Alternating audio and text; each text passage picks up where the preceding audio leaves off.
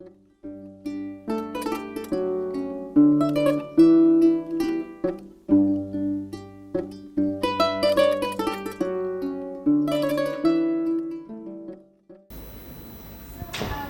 you, everyone. This next session is on regional integration and pathways to industrial transformation. I think one other common factor across all African countries is the inability to have structural transformation as seen in terms of like industry or manufacturing as a proportion of GDP. As a Kenyan, I can say in the last 10 years, our manufacturing on GDP has gone down. So this is a really challenging area that, and I think each of the speakers will give a really interesting perspective on it. I won't actually go into the bios of each of the speakers. They're all very accomplished, like everyone who's been speaking today, and I request you, in the interest of time, to Google them. So we'll have Horman Chitonge, who's from the University of Cape Town, who's going to talk about regional value chains and regional integration in Africa, a bottom-up approach. So, Dr. Chitonge, 15 minutes, please.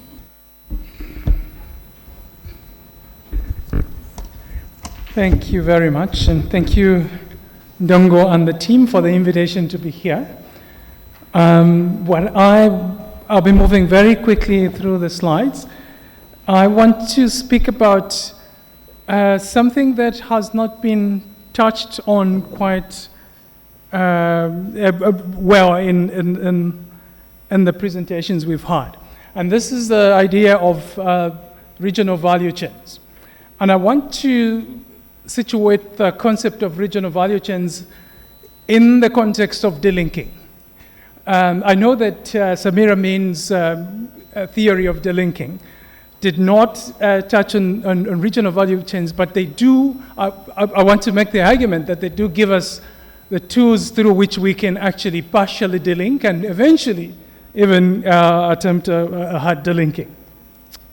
So my presentation, I want to speak about three things. I want to speak about regional integration in Africa. Why is it necessary?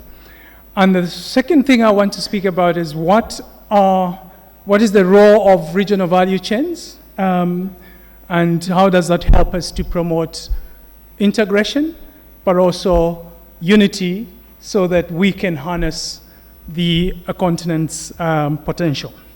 And then the third part of this, I want to speak about the strategies.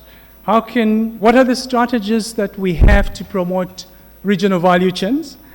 And how can those strategies contribute to promoting unity? Because the purpose, and I want to make this upfront, the purpose of regional value chain is, the purpose of regional integration is not that it's an end in itself. The end of regional regional integration is African unity. And if we delink those two, then we are missing the point. We can talk about regional integration, but what we want effectively is to achieve that African unity. So regional integration for the continent, and I always make this comment, that the unity of the continent has been always a response to the realities that the people of Africa face at any historical point. And this comes from the idea that unity gives us power. And when the continent is united, there is power. And the reverse of this, the fragmentation of the continent, is a source of weakness. And so the logic is very clear that historically we've always wanted to unite as a response to the realities that we face. And so fragmentation does not serve the interest of Africa at all. It served the interest of the colonial system. And so regional integration then becomes a very important aspect of creating that mechanism for us to realize the African potential. So in a sense, regional integration can be seen as the strategic vehicle through which we can achieve three major things. One is that we can achieve the ability to harness the potential of the continent. And the potential there in broad terms, not just economic, but other forms of potential. We can also use regional integration to overcome the fragmentation, but also to achieve a development. Now, this just a quick word on the conception of regional integration. There are different models that people use to speak about regional integration, but the one on the board is the most popular one. And the African Union at the moment are following what we call the linear model. And the linear model is this idea that you start with lower levels of integration, which will be your preferential trade area. And it means you give preferential access of goods to countries. And you move through the stages until you get to political union. Yeah. And this is what the African Union is following at the moment. And the big question there is that it is an economic project that is riding regional integration. So the political question is actually sidelined. And I would like to quote Nkrumah here, who argued that actually African unity is first and foremost a political project, and not the other way around. So if you achieve the political project, then you can achieve economic integration. But note that at the moment, we are doing it the other way around. We want to economically integrate, and then through that, we achieve political union, which we can debate later. So this is just a roadmap of the Abuja Treaty, the African Economic Community. And if you follow this, most of you might have seen this, that by 2027, we should have actually achieved a single currency and monetary union. We are nowhere near there. But these are the steps for the Abuja Treaty. Regional integration in Africa, of course, Jomo Sono, who is not here today, always says that there is much more passion for unity on the continent than anywhere else. And I agree with him. But we haven't exploited that passion. And perhaps we should do more. I just have a few ideas that form part of that express or manifest that passion from the establishment of the OAU right through to the FCFTA. Those are all examples of Africa wanting to unite and seeing some value in unity, but achieving very little. Pillars of regional integration. So as it is being practiced now by the African Union, we have four types of integration. There's political integration, which at the moment focuses on integrating institutional and legal frameworks of different countries. There's economic integration that focuses particularly on market integration, which is trade. And the FCFTA as one example. There's infrastructure integration that focuses on integrating different infrastructure, particularly road network, energy, and so on. And we have what we call the energy power pools all across the region. And then the forgotten part, which is never addressed, but very critical, is the human and social integration. Free movement of people, we just heard about that. The status of regional integration at the moment, and the map there, the statement I want to make is it's fragmented. Still fragmented in the same way that the colonial government left it on the continent. So despite the strong passion, despite the strong many initiatives, we still have a very fragmented continent. And I won't go into the details of that. But the implication of that is that, and we'll see just now, that because of the fragmentation, one of the implementation, there are so many of them, including law, inter-Africa trade, but also, importantly for industrialization, is weak and fragmented production systems. And Martin Fisher in the morning was making a very important point that trade alone will not transform the continent. You have to address the production or productive capabilities. And as long as you're not producing, we can trade, and trade can grow up to 80% interregional, but we might be selling Chinese or Indonesian goods, and that doesn't do good to us. So productive system integration is very, very important. But also, when we achieve that unity, we reduce the vulnerability exposure to external shocks. And this, I want to run through this quite quickly. What you have there is the intra-regional trade and And here we take the continent as a whole and then compare to other major regional regions in the world, including the North America, Latin America, East Asia, South Asia. What you see there is that from 1995, the African intra-regional was the lowest. At the moment, as we speak, 2024, 2025, it's slightly above Latin America, but still one of the lowest. And this is just intra-Africa import trade. And I don't want to spend much time there. And what we do here is just to split to see what the different regions look like. And of course, the lowest region will be Central Africa and North Africa. North Africa has very little intra-regional trade. And then the export, so we break export and import. And we see also there, what is worrying here is also that in terms of intra-Africa export, it rose actually way up to 2015, up to about 19%. But actually it has been dropping and currently sits just above 15%. How do we, and now one of the reasons for that, there are two key reasons. One of them is that the drop of the commodity prices reduced the ability to import and therefore curtailed the export capacity for the import capacity from other countries. The second one is also the debt burden, that it has actually taken away some of the capacity to import. Then we look at what does Africa export to itself. And this is very interesting.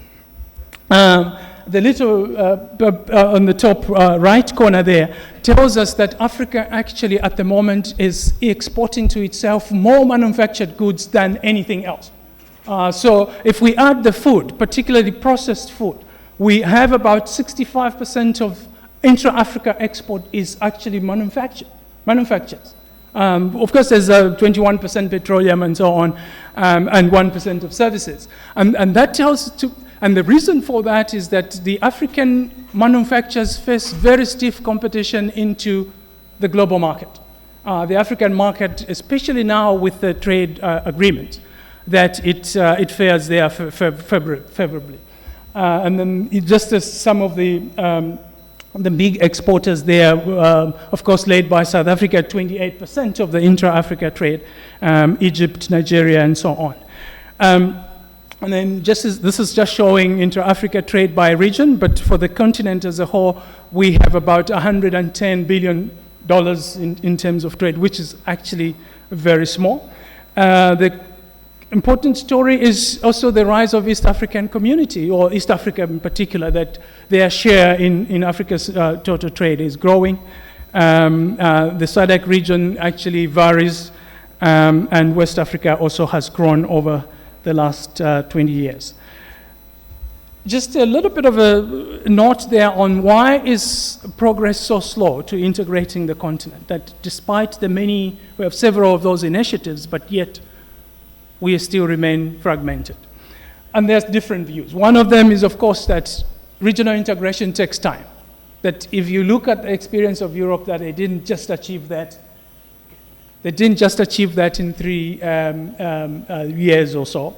And so we should be patient with Africa. There's another view that speaks about the implementation gap, that as a reason, or what some people refer to as the implementation crisis.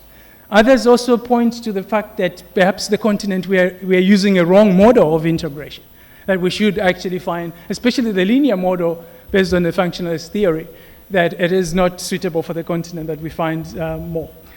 Others also would argue that actually integration has been slow because we've been focusing mainly on market integration and ignored productive systems, and so on.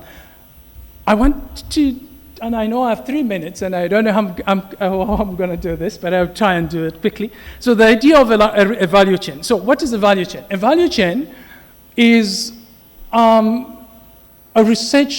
concept of tracking the value from a conception of a product to its consumption, what we call the C2C chain. And it's different from a commodity chain, because in the commodity chain, we are looking at the flow of commodity. But in the value chain, we are actually tracking value. And the value chain idea comes from this idea that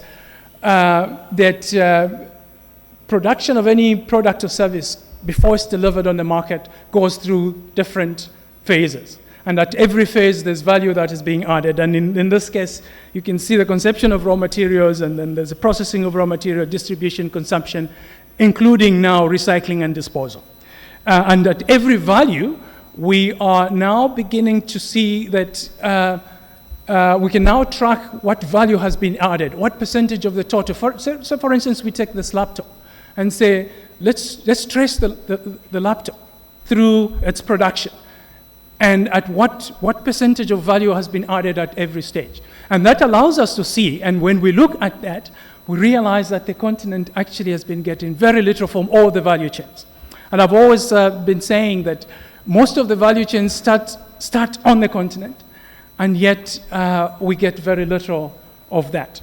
And this is where we come up with the idea of a regional value chain. The regional value chain is then to domesticate the addition, but also the capture of value at different phases. And I won't go into details. I've got a little bit of an illustration there showing value moving between different countries and so on. And just to speak a little bit about this cotton value chain, because it's the most basic, and for any country that has industrialized, this is the beginning. Before you get even in food processing, you have to learn how to process cotton into fabric. And the cotton value chain gives us an example of how the continent can create a regional value chain. Because the production of cotton, Mali, Burkina Faso, Tanzania, in that order, are the three largest producers of cotton. But because the cotton that is produced here on the continent is exported in the form of lint. We just remove the seeds and the rest of the bags are shipped to China. And then Eswatini and Lesotho, Madagascar, and to a certain extent Mauritius and Kenya that manufacture shirts and garments, they have to import fabric back from Bangladesh, Sri Lanka, and India and China for processing. Why do we have to do that? And when we do that, we actually lose more value, because for the Chinese and the Bangladeshi to process the lint into yarn and fabric and dye it and bring it back, they capture a large part of that value. And the idea of a regional value chain is that we reorient this. Cotton produced in Mali feeds into the factory in Lesotho and Swaziland or any other place. And then from there we are then domesticating or regionalizing or localizing that value, and that can lead to stronger regional integration. I won't go into the strategies, but just to say that the three RECs, East African Community, the Southern African Community, Development Community, and ECOWAS, have all recognized different value chains that can be what they are calling the strategic regional value chains. I won't go into the details of that. And then just a little bit about integration from below. So, we're out of time, so just 1 minute, yes. So the idea of integration from below is that integration has been pursued at the African Union. The politicians meet in Addis Ababa and then discuss, and then nothing happens. But actually on the ground, we are seeing initiatives with business, but also just ordinary people trying to mix more and articulate the idea of African unity, and that's what we are referring to as integration from below. Thank you very much. I've run out of time. Let me end there.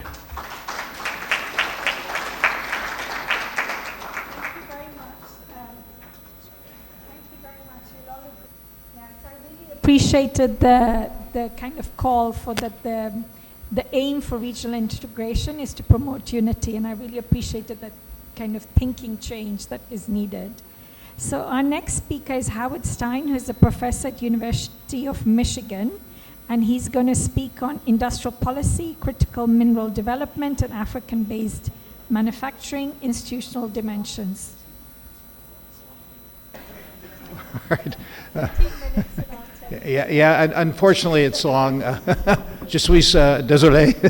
But all right, so basically the title that actually I wrote to mention was the one I was going to give in South Africa. I wasn't able to show up, so this is actually the focal point I want to look at, is kind of looking at the theoretical base of regional economic arrangements, with the focus of regional trade arrangements, and where it comes from. Because it becomes very important understanding the significance of economic theory in the generation of policy and how you conceptualize these arrangements. So what I'd like to do is just kind of show you how rapidly the expansion has gone with regional trade agreements, and both globally and within Africa. And so you look through October 2025, I don't want to go through all the numbers, but there's really been an extraordinary proliferation of global regional trade arrangements most recently. The WTO distinguishes three broad categories of RTAs in force, notices of RTAs in force, and one that also includes inactive RTAs. You know, and you can just see how rapidly there has been a proliferation. If you look at just the new millennium, you know, initially looking at 92 RTAs signed, 51 in force between 48 and 1990, but most recently there's been an explosion in the new millennium worldwide of 855 and 356, and somewhat of a similar pattern in sub-Saharan Africa as well, and which again was fairly slow with only 27 signed agreements. 10 were active by 2000. Numbers almost doubled and reached 40 and 17 respectively. But by 2025, we now have 85 regional trade arrangements with roughly 48 or so in force. And the percentages over time has been fairly steady relative to the global figures. I don't want to spend too long on this. Basically, you've got the three categories of partial scope agreements, a limited list of products, free trade areas, and custom unions. Often, each grouping also includes economic integration agreements, which allows for the removal of barriers in the trade of services following the GATS agreement in 1995. Basically, 90% or so of the trade agreements in force in the database were free trade areas. Roughly 14 or 4% were customs unions. I don't want to review the reason why there has been this proliferation, but I think it becomes really important to understand how these are conceptualized. What's the economic theory that has driven it, both in the motivation, the design, and the criteria to evaluate the impact of these agreements. And one of the main arguments here, and of course I only have a few fleeting moments to make it, is a key reason for the poor outcomes of regional trade agreements in Africa is because it simply relied far too much on neoclassical economic theory. And I don't have a lot of time to go through a lot of the economics, but I would kind of go back to some of the foundational articles that created this thinking to this moment. And in the paper, what I'm doing is I'm tracking that conceptualization all the way from how the kind of foundational papers conceived regional trade arrangements within the context of neoclassical economic theory, and its continuity over time all the way through the most influential economics organization in Africa, the African Economic Research Consortium, and into the actual practice of the East African community. Now, I arrived in Tanzania as a young lecturer in 1980, and just after the collapse of the East African community, you know, and I remember when trying to give my first lecture in Kenya in 1981, I couldn't fly. There's no way I could go to Kenya. I had to go to the Seychelles to get to Nairobi. It was an insane period. But a lot of the original mistakes that were part of the original agreement have actually been reproduced in today's approach with the East African community.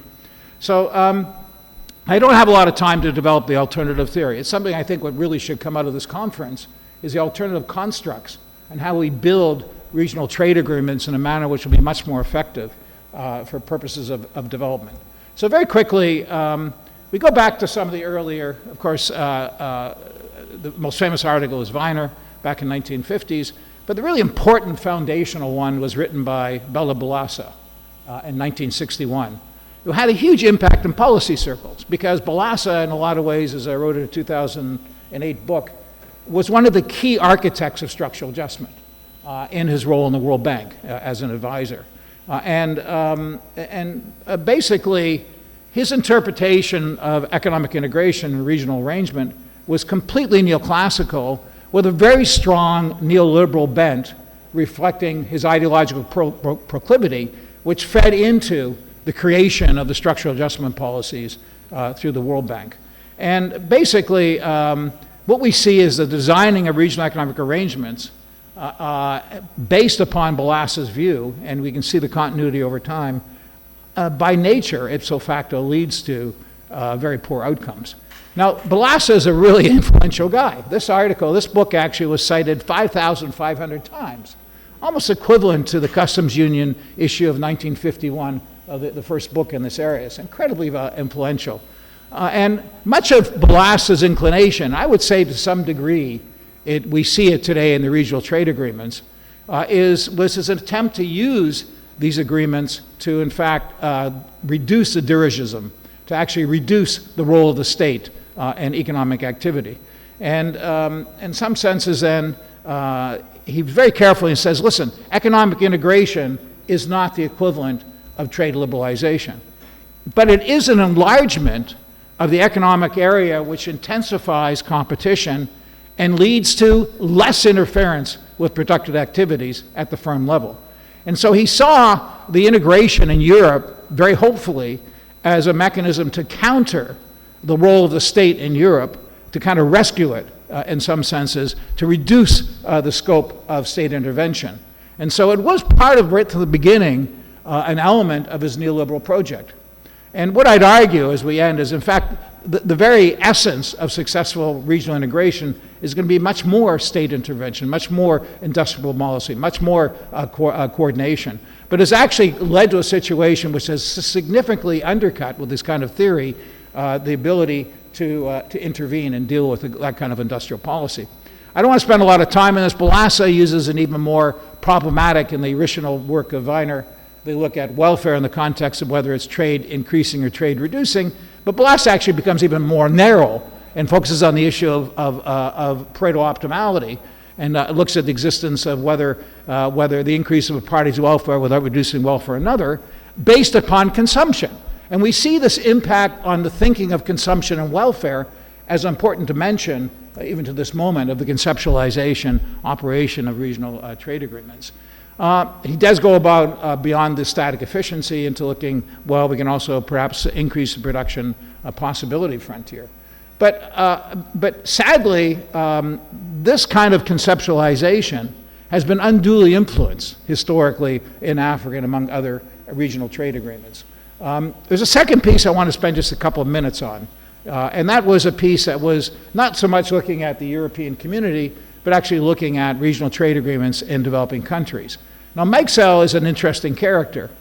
He was a member of the U.S. delegation to the Bretton Woods negotiation, heavily pushing back Keynes's proposals for a Bancor, and he was a key architect in the International Monetary Fund as it was created, of course, which became the foundational approach to of a kind of monetarism in the Pollock model and on the conceptualization. He was an advisor also to Eisenhower, and once again showed up at a key period of neoliberalism, the World Bank, in the late 60s and particularly in the early 90s. Now, he does talk about he talks about welfare losses and gains, and he basically argues that the analysis has been too narrow because you're looking at the existing patterns of trade, kind of assuming a comparative advantage factor endowment approach. He suggests basically that the effects of regional arrangements, have this is really focusing on increasing competition, a bit like the thinking of Ballassa, and also, well, the potential for economies of scale, great. Maybe developmental opportunities, increase domestic and foreign investment, innovation, expanding the export base, improving the balance of payments, mobilizing unemployment resources, avoiding economic dualism. Sounds good, right? Well, these are important goals. Sadly, the neoclassical economic constructs in the work of Meixel he uses neither is capable of understanding the causes of the lack of development nor the tools that are needed to fundamentally address the challenges within the framework of economic arrangements. And again, I don't have a lot of time to go through this, but it's again kind of the issue of the approach. And his view, of course, is all of this will follow. Why? Simply increase the amount of competition operating within the zone, and that's where you get the foundational benefits very consistent with neoclassical economics.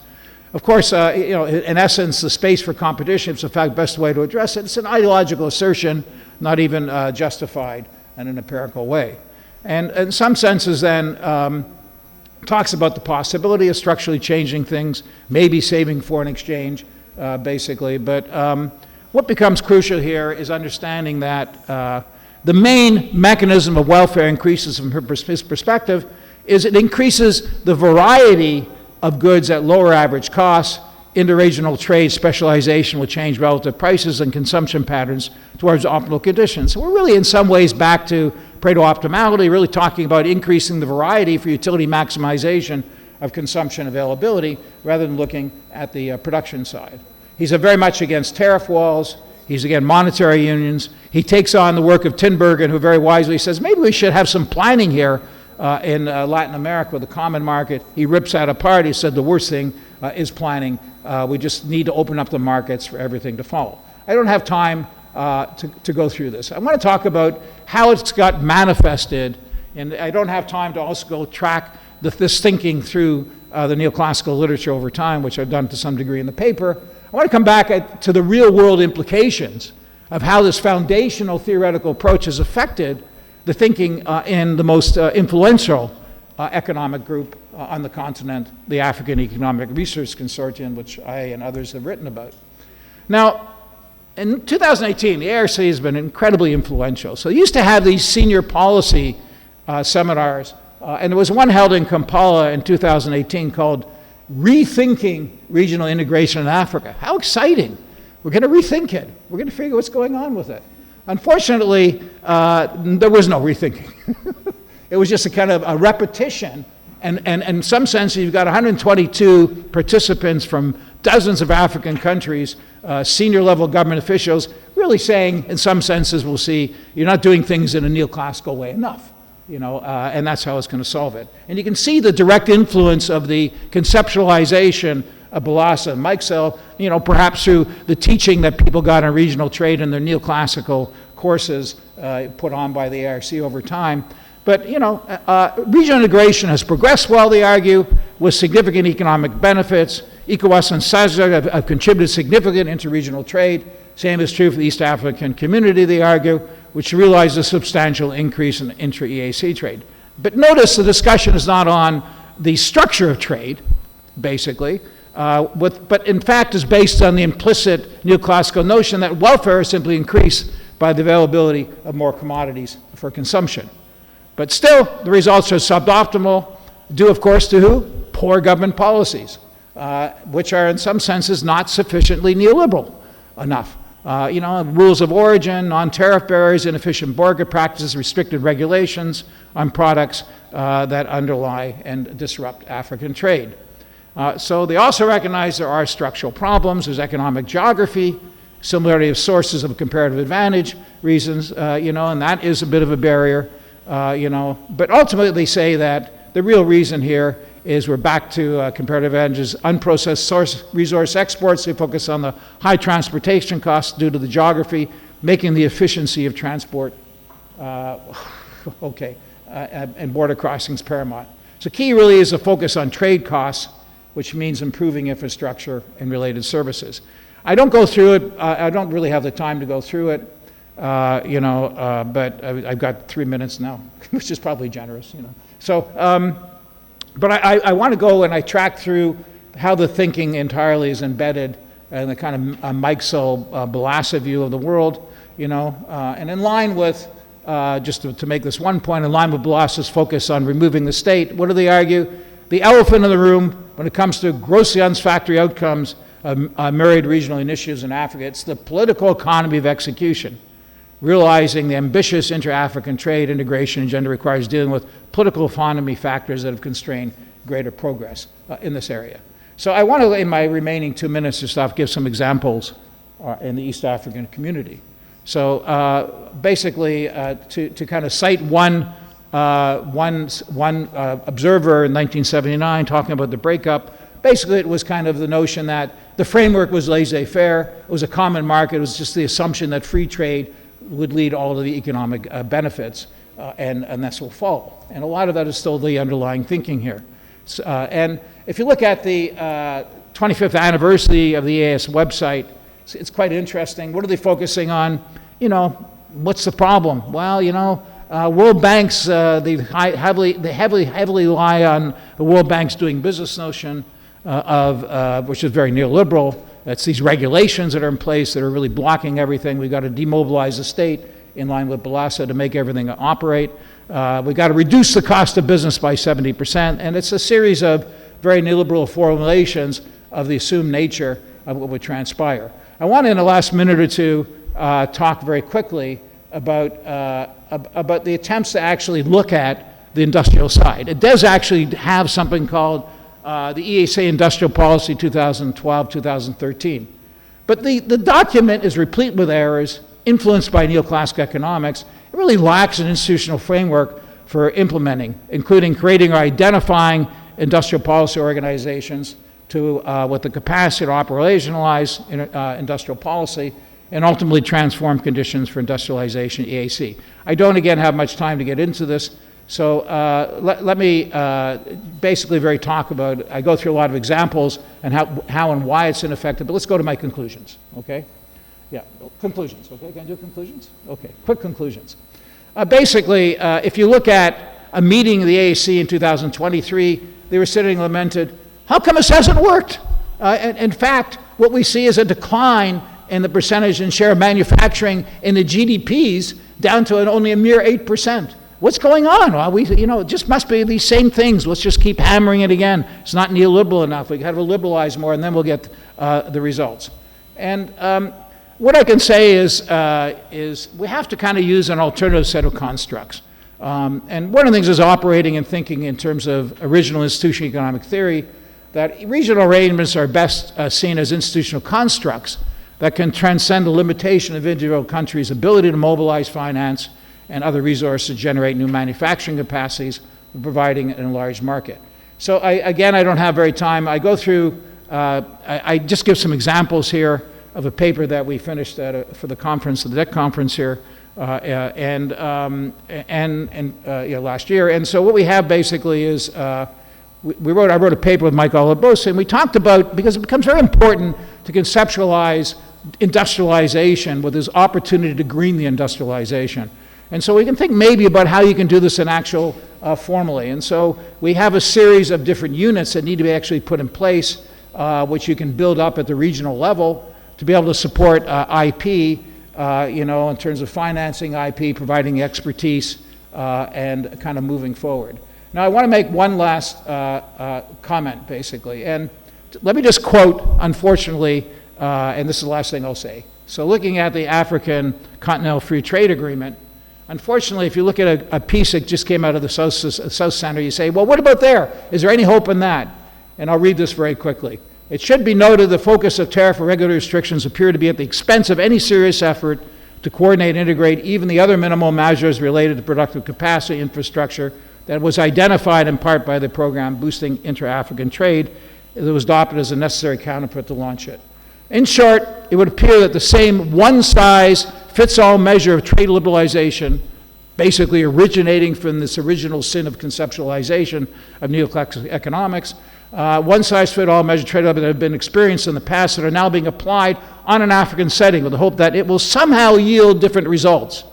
The African Continental Free Trade Agreement of this nature will not fulfill the expectations of economic transformation and integration. On the contrary, it will simply contribute to creating a bigger African market for further domination of foreign products and investors over African products and investors, and bigger producers over smaller ones. Thank you.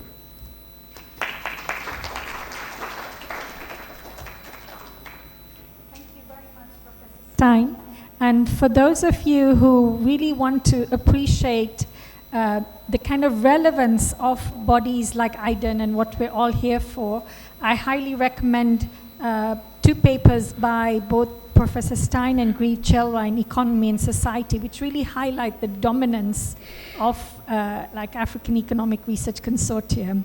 So thank you again. Which one is our next speaker is Giuliano Yahima from the Levy Institute of Bard College, and he'll be discussing leveraging regional value chains for green job creation in Africa. Thank you. Okay, I think we are good to go.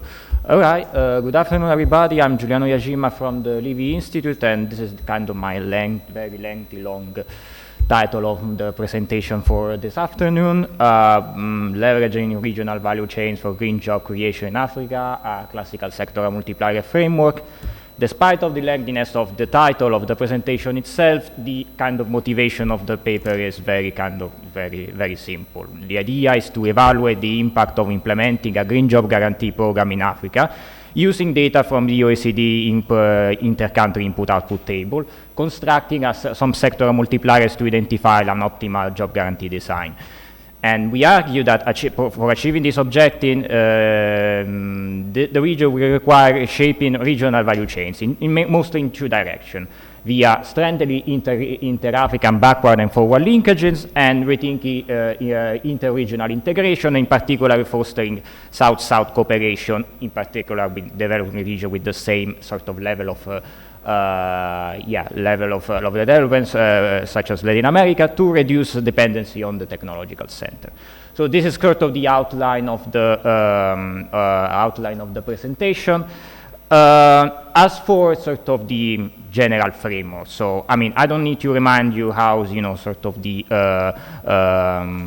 challenge of unemployment and precarious labor condition in this region present is one of the most pressing developmental issues across the continent.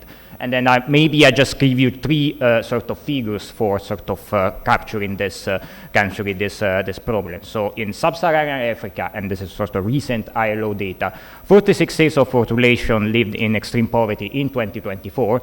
89% of the population lived on less than $8.3 US per day, and 66% of the extreme working poor are located in Africa. So this means that the structural underutilization of labor persists even in periods of outward expansion, reflecting sort of deeper deficiency in the productive capacity, in the infrastructure, and in the technological capabilities. So this means that sort of bold and sort of different approaches, in particular on the sort of the employment and the job creation side, are needed. So, for instance, one of the sort of that has been floated in recent years are used of the direct job creation program, or as mostly commonly known in the literature, the job guarantee sort of program, which was originally dates back in the 60s, and was originally put forward by Hyman Minsky and sought as a sort of a counterpart of the sort of the central bank as a sort of lender or as resorting financial market, because for the need of stabilizing sort of an unstable economy, as the famous sort of one of the latest book produced by Minsky, obviously subject to cyclical fluctuation due to the decision and expectation of private sector, seldomly driven by rational decisions. So, in a job guarantee is to provide publicly funded employment to all individuals willing and able to work at a socially inclusive wages, basically placing the public sector as employer of last resort and ensuring counter-cyclical labor absorption, and also helping to anchor nominal wages and relative prices. And crucially, when targeted toward infrastructure, care provision, and ecological restoration, such programs can also generate long-term productive gains and environmental co-benefits. In order to assess the feasibility of this idea and to having a measure of the macroeconomic implication of such a program, we draw on the inter-country input-output table data for 2009 as compiled by the OECD. We then construct a regional input-output table in which we selected Africa. We pulled together selected Africa economies, the only one available in this data set, and whereas with non-selected group of countries were pulled into two additional regions, mainly Latin America, that is the only Latin American countries that were available in this data set, and the remaining one were set in this. This is better? Oh, it's two. Okay. Okay, so I have to. Is this okay? Is this better? Oh, slow down my speak. Okay. Sorry. I mean, I was told that I had 10 minutes, so that's why I was kind of accelerating. So I had to. All right. Anyways. Right. So we basically pulled together the data available for ICO into three sets of regions, namely this the Africa region with the only 8 available economies in this data set. then we aggregated the when we did the same basically for Latin American economies, and then we aggregated the rest in the sort of the rest of the world and the rest of the world aggregate. And then from that we derived forward and we estimated the forward and backward linkages both at the intra and inter-regional sort of level in order to analyze the characteristic of each industry in this region, and as well as the reliance upon external resources, sourced inputs. And the sectoral design of this geographic sector builds on the taxonomy recently proposed by Antonopoulos. A word on the methodology, and I'll spare you basically the tons of equation in matrix term that, you know, I mean, I would have need to sort of go into dissect the methodology that we use for this paper, but basically to convey the general idea, whenever one does estimate for the for multipliers in a sort of a traditional sense, like relying on the traditional mostly widely used Leontief multipliers, one basically takes into account just the technical condition of production.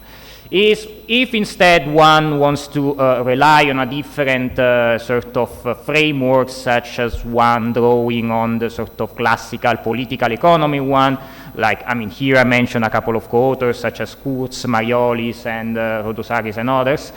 Basically, one will have to take into account, one could take into account also other factors such as income distribution, the relevance of import penetration, basically, and this is really the novelty of this methodology that we use for our paper, also the trade pattern. So, you know, so basically what we did in this paper is estimate the set of multipliers taking into account of the property of this sort of methodology. A word on the first part of the result in terms of the empirical finding that sort of helped to capture the technological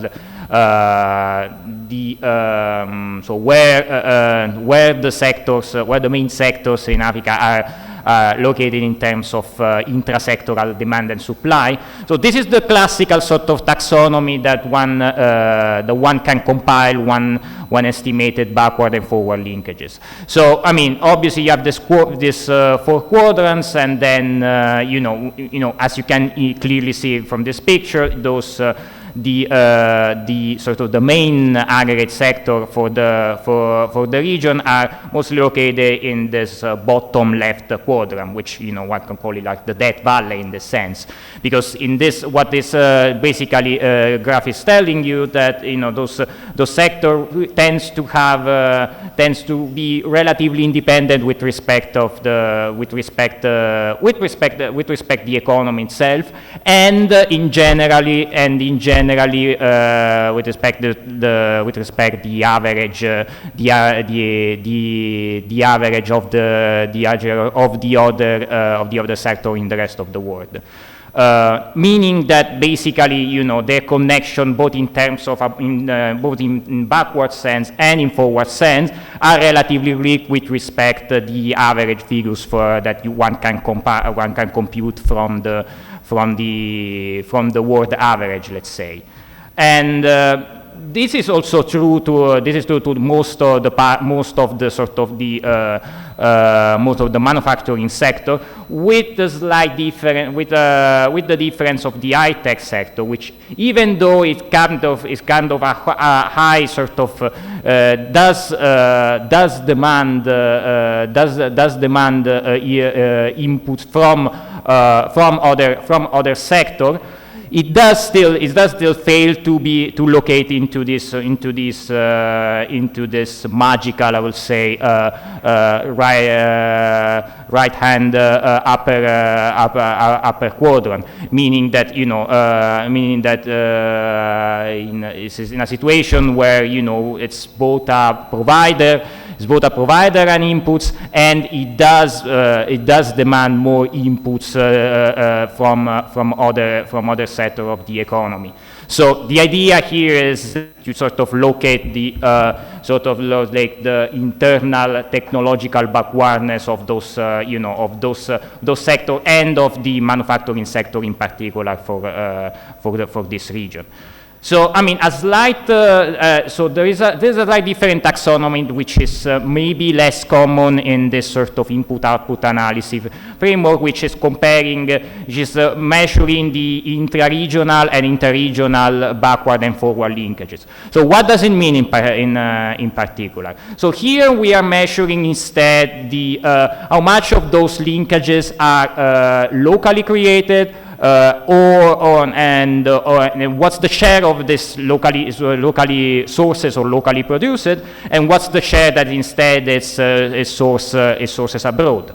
So in practical terms, this figure depicts in practical terms, if you are located in the sort of the debt valley that is in the lower left hand quadrant, then it means that you are either you are kind of falling in a sort of an export led, but also in a sort of a import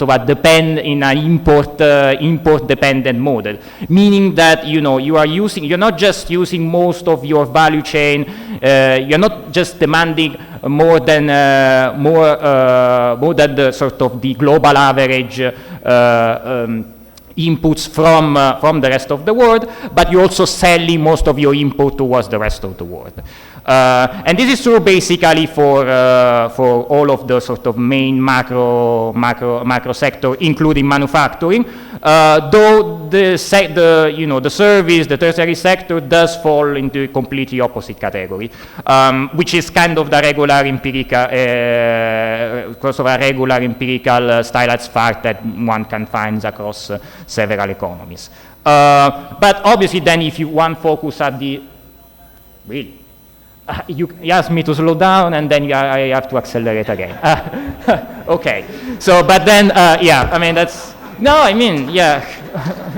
Okay. Yeah, anyways. So I think I just, I mean, and then I kind of just skip that, this figure and then just jump to the sort of the simulation setup. So basically what we did, we used ILO labor market data to construct the employment vector. And in particular, we combine we use as a target for our program, they combine unemployment and the potential labor force rate provided by the ILO. And then we set sort of the wage rate above the 3 poverty line designed by the World Bank. That doesn't, I mean, here, in this case, we are simply looking for some benchmark. That doesn't mean that the benchmark could be higher or it could be adjusted in a different way. Same goes for the targeted population. As for the sector involved in this program, then as you can see here, usually, I mean, since if one wants to tackle infrastructural transition investment, then there are a number of sectors included into the manufacturing and the high-tech manufacturing kind that that are really relevant for your construction of your and that your estimation of your total cost.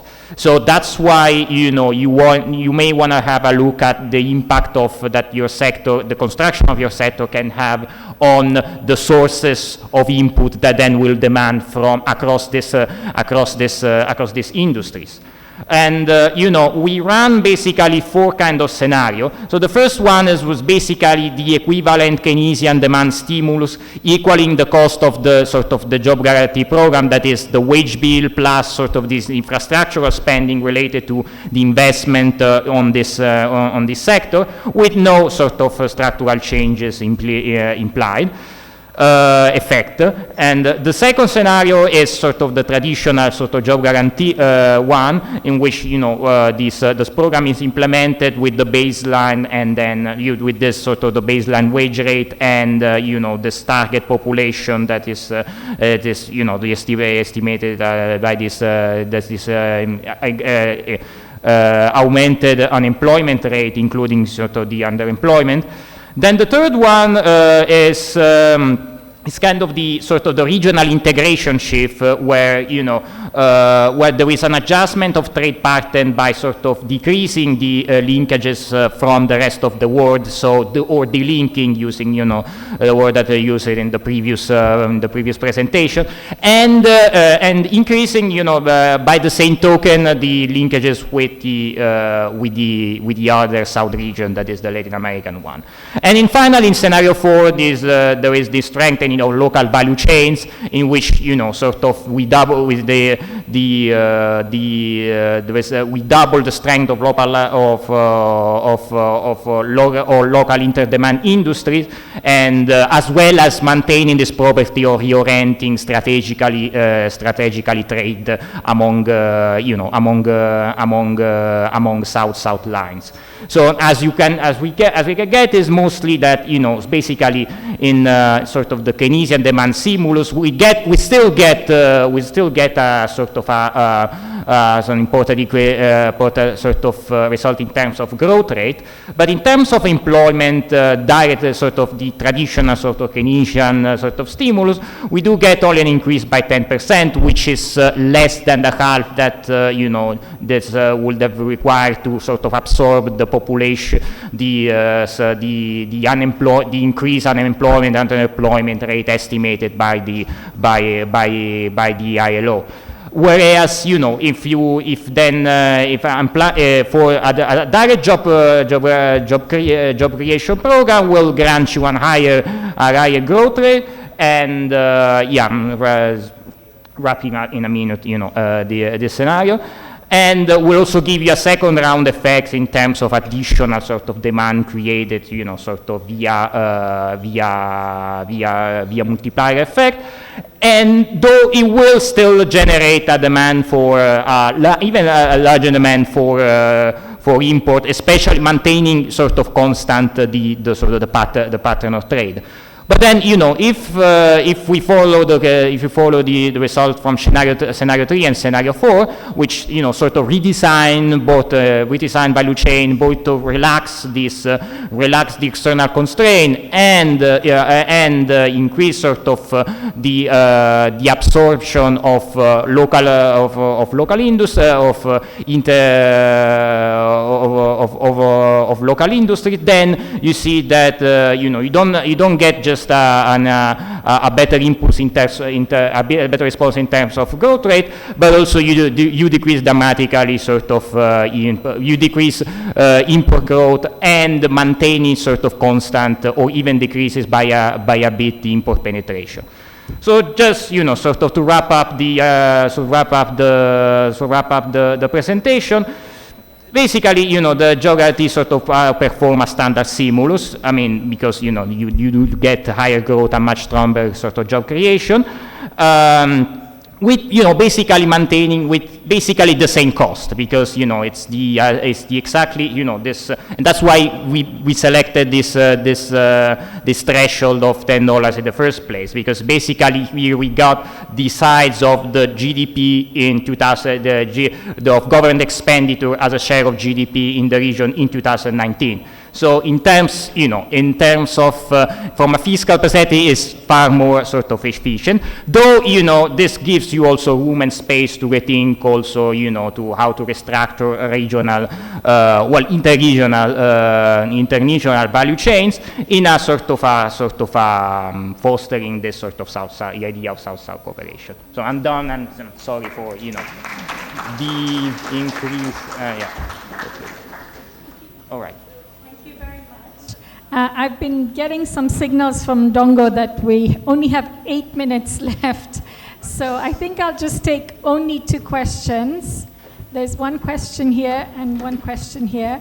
I do appreciate that, but we can discuss with the speakers during the tea break.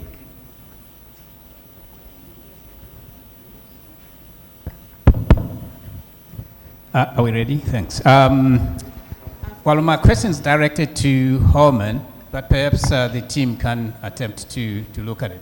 I was just looking at the economic geography of the value chains, all right? Nigeria has got 240 million people, Egypt 124 million people, South Africa 60. And so if you look at the spatial distribution of the value chains, is quite uneven. You know, essentially all of it is in Southern Africa or South Africa.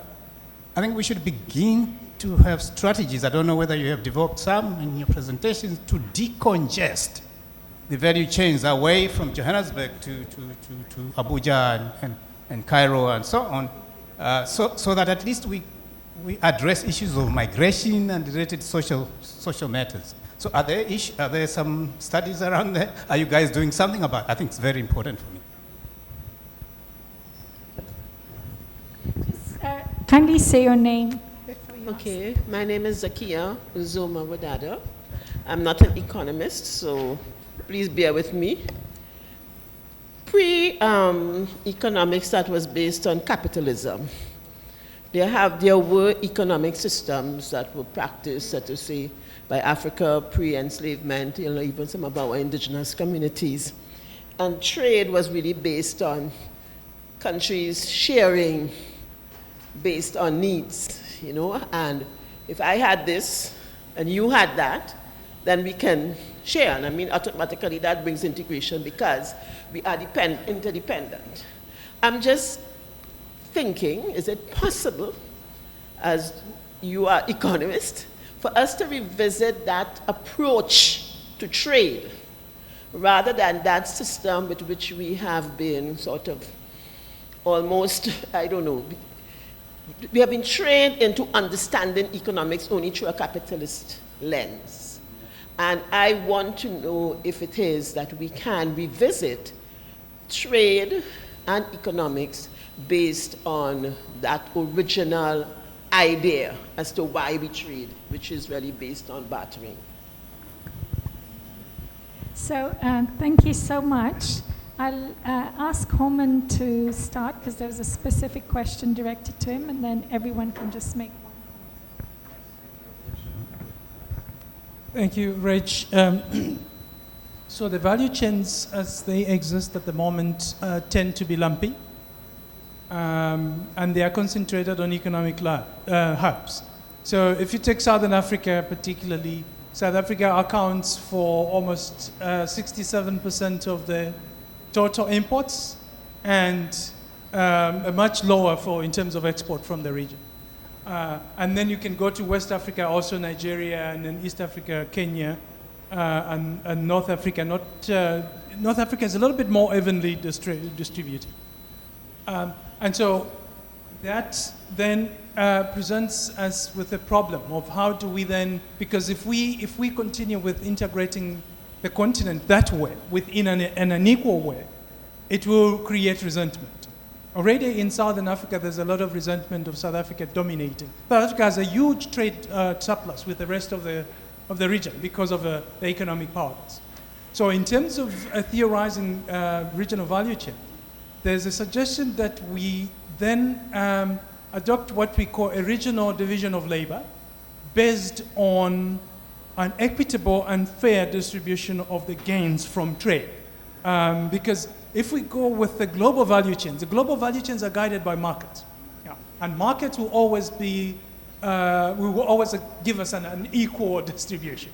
So within the regional value chain, you then design a regional industrial policy, which we have in SADC, which we have in ECOWAS, which we have in the ECA, not implemented. And that within that regional industrial policy, then you begin to rationalize the creation and the sharing of the regional value. Because remember what I was saying earlier is that the idea of a regional value is that you localize both the creation or the addition of value and the capture of value. At the moment, we haven't localized. So the creation of value takes place in Europe, in China, and they capture. So we don't have that. But when we capture, when we localize and capture that value, we have to have a mechanism where we then say, how do we share this? One of the ways to consider what the production complementarity, where you say, okay, which country would produce garments better? And then you link those productive activities together within the regional framework. Within the AU, there is this understanding that these regional value chains can actually create what we call collective prosperity, which in the Lagos Plan of Action was referred to as collective self-reliance. So the idea is there but not implemented. And one of the reasons for this, and I say in the paper, I give a little bit more examples on the fact that the current regional value chains are driven by private sector. So the policy at the level of the national but also the regional level has not been implemented. So we haven't actually come up with a regional division of labor based on the equitable share of gains. Very, very quickly. When I gave a lecture in Nairobi in 1999, just as the East African community was being created. And I said the biggest problem in the breakup initially, but there were some political tensions obviously, was in fact the inequitable nature of industrialization. That in fact Kenya was dominating, it was undermining the possibility of industrialization in Tanzania, and it created huge friction.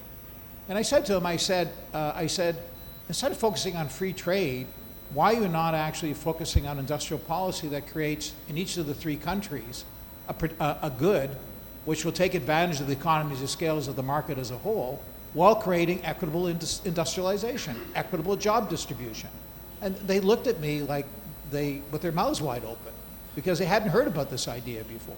You know, and then roughly 12 years later, they come up with this very flawed industrial policy plan. So in essence, it can be done. And the idea of sharing and producing goods that you want to trade for has to be deliberately created, not only just in the value chain, but also for a whole variety of equitable reasons for the politics of these relationships. And that's forgotten. And again, they just came, as I said, everywhere across the continent. Just go back to the original problematic conceptualization. Let's just open up free trade and everything else will follow. And it's very, very, and this is why we're here discussing this. This is one of the key reasons why it's so important at this point. Thanks so much. I agree with your speakers. Thank you very much, everyone. You'll all agree that these papers have really given us food for thought, both, highlighting the challenges, but also the possibility that, the links between industrialization and regional value chains, and, data on how job guarantees can actually help us overcome a lot of the challenges we have. Thank you.